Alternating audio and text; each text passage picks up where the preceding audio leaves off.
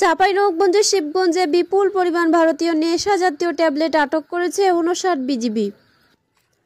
মঙ্গলবার ১১ নভেম্বর ২০২৫ সন্ধ্যা ৬:৩০টার সময় Mahananda battalion ৫৯ BGB এর চকপাড়া বিওপির একটি বিশেষ টহল দল সীমান্ত পিলার ১৮২/৪ হতে আনুমানিক ২০ গজ বাংলাদেশের অভ্যন্তরে চাঁপাইনবাবগঞ্জ জেলার শিবগঞ্জ উপজেলার শাহবাজপুর ইউনিয়নের উপচকপাড়া গ্রামে ১৯ বিঘা নামক এলাকায় অভিযান পরিচালনা করে। উক্ত অভিযানে টহল দল মালিকবিহীন বিপুল পরিমাণ নেশা জাতীয় ট্যাবলেট ইয়াবা ১৯৪০ পিস এবং ট্যাপেন্টেডল ট্যাবলেট ৩৬০০ পিস আটক করতে সক্ষম হয়। অভিযান পরিচালনার সময় চোরাকারবারিরা বিজিবির উপস্থিতি টের পেয়ে ঘটনাস্থল হতে পালিয়ে যায়। বর্তমানে আটককৃত নেশা জাতীয় ট্যাবলেটগুলো ডিজি কর্তৃক শিবগঞ্জ থানায় হস্তান্তরের কার্যক্রম চলমান রয়েছে।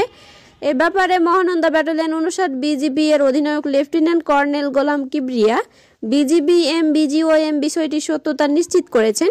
তিনি বলেন, মাদকের বিরুদ্ধে বিজিবির আভিযানিক কার্যক্রম বৃদ্ধি করা হয়েছে, যা ভবিষ্যতেও চলমান থাকবে।